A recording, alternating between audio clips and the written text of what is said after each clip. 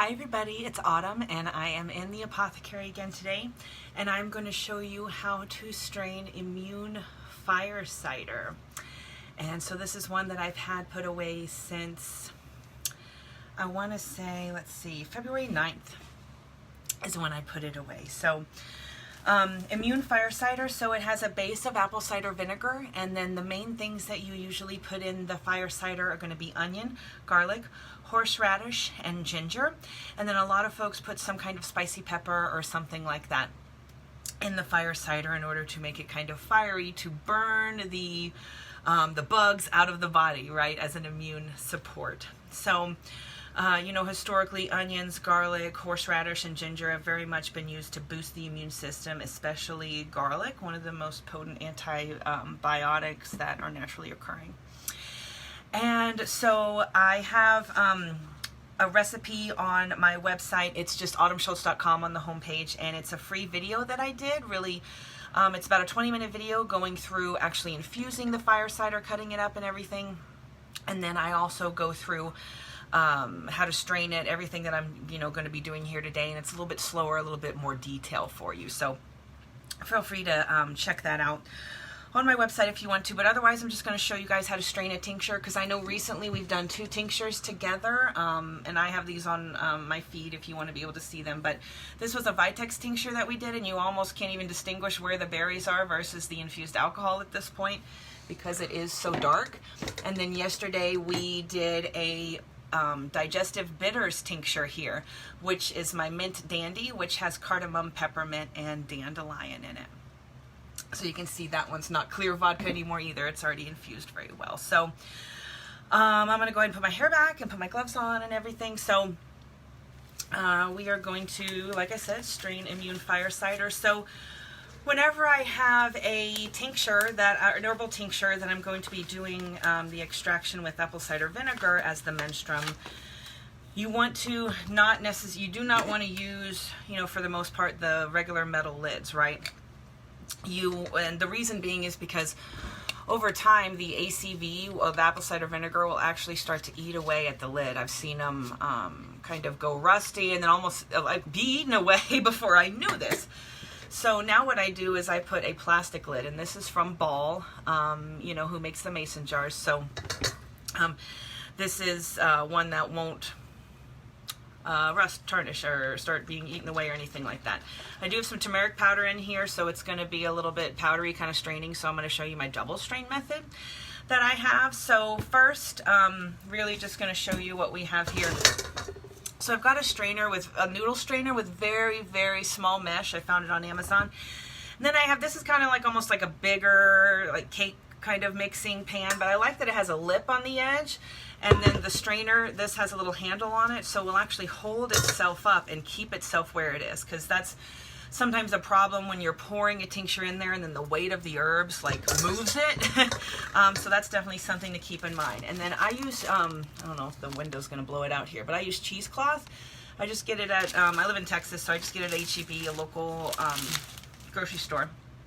And I'm a little careful with the cheesecloth because the ends, when it comes cut from them, and then when you cut it yourself, some of these little pieces can fall off into the tincture. So I really, looks like I have 2 pieces here that I put in there. So let's take this bigger one. And I'm not holding it over the bowl because I can already see a little bit of this white pieces falling off. So then I put the edge over the bowl so it won't get in there.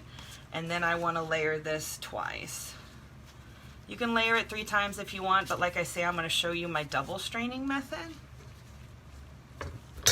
I usually do this standing up, so this will be fun. Okay. All right, don't touch your hair, Autumn. Don't get, okay. Blech. All right, so we have the fire cider tincture here, right? So when I open this, bear with me, I'm going to be overwhelmed with apple cider vinegar smell, and it is pungent after being put in with all this good stuff. So again, I have my noodle strainer and I have the cheesecloth, and the noodle strainer is going to hold the cheesecloth in place and not let it just fall into the bowl itself, right? And then be careful, you always get a little bit on the lid. Make sure to kind of pour that in there. Oh my gosh, some strong good stuff. Okay, y'all, bear with me here. We're just gonna go for it. You kind of just have to go.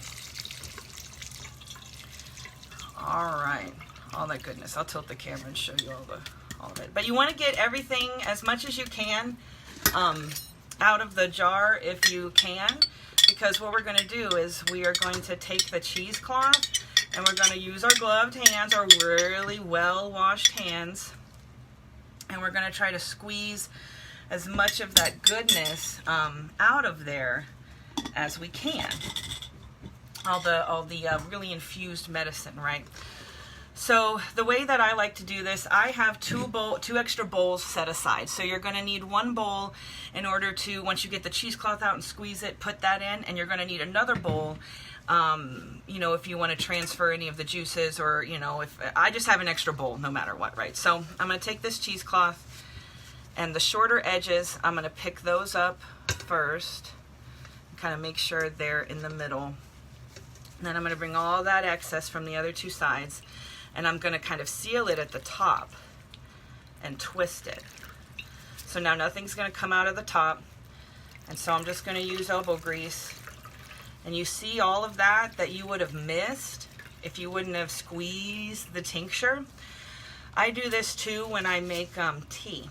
So I put loose leaf tea in a mason jar, let it float around, and then I use a strainer and squeeze the rest of that medicine out.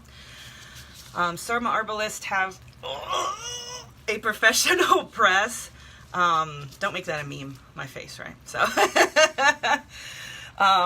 but I just use what the Lord gave me. So, all right, so then I'll drop this in there. Take my gloves off for this part because you know they messy. All right, get off of my ring. Okay, here we go. So, all right, so now that is out of our way. Kind of our little Rachel Ray like trash bucket or whatever not. Okay, so let me get my hair out of my way again. I'll put on some new gloves.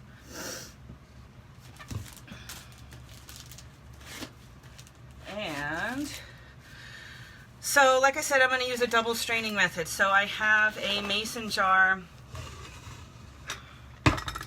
right here that has a tea. I like the big tea strainers because these really big, deep, open ones, so that again I can squeeze the rest of the juice out. But sometimes I make gallons of tea at a time when I used to do shows and stuff. And so you can fill this sucker up with like spoons and spoons worth of tea.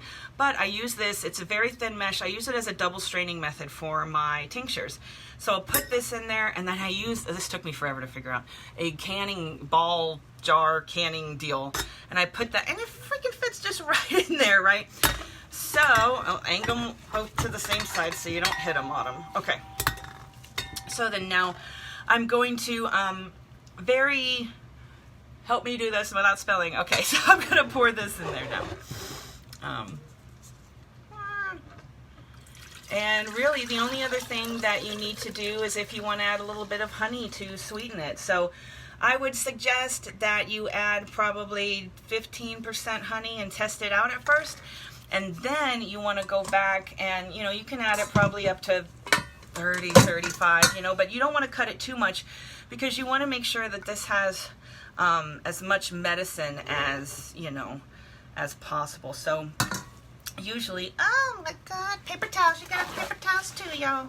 Okay, so got that out of the way. And so that's what she yielded. Probably what I'll do is I'll fill the rest of the jar with honey, and you're good to go. I'll put the lid on there. It takes probably, I'll use the same lid that I just used. Well, I'll get a new one because I'll rinse it because I don't know if that one has any particles on it. But like I said, this is one that I already strained, and it even has honey in it, so you can see it's still fluid. You know, you don't put too much honey in there, and the honey will break down with the apple cider vinegar, just like alcohol will. It'll just take a couple of hours for it to really break down. Sometimes you have to shake it if you really want it to infuse rather quickly for you to bottle. Yeah, that's fire cider. Again, this is what she kind of looked like. You can kind of see the separation there, different kinds of herbs floating at different rates, and then the apple cider vinegar. But like I said, on my website, autumnschultz.com, I have on my homepage a free video to show you how to do it. And just like yesterday, I already have my label ready because you never remember what is in there. And you want to write down the date that you infused it, the date that you strained it and the date that you bottle it. All of that's part of if you want to follow good manufacturing practices and everything like that. So just for 10 minutes while I go and get me another lid, I'm going to put this one on, but I'm going to leave it here and be able to switch it out because again the ACV kind of eats that lid off. Oh my gosh, now I can scratch my nose. Okay, and then the other thing I have here, just in case I needed it, I just love my echinacea spoon rest, so I just wanted to show that. Friend me, send me any questions. You know, there's a couple of ways to connect, but yeah, I try to go live, at least I'm trying to go live almost every weekday to show you guys something herby, either in the garden or how to do something or something like that. So I hope it was helpful. And again, I'm Autumn, your personal herbalist and holistic gut health coach. So let me know if you have any questions. Until next time, guys, love and light. Thank you so much for being here. I appreciate each and every one of you. Bye.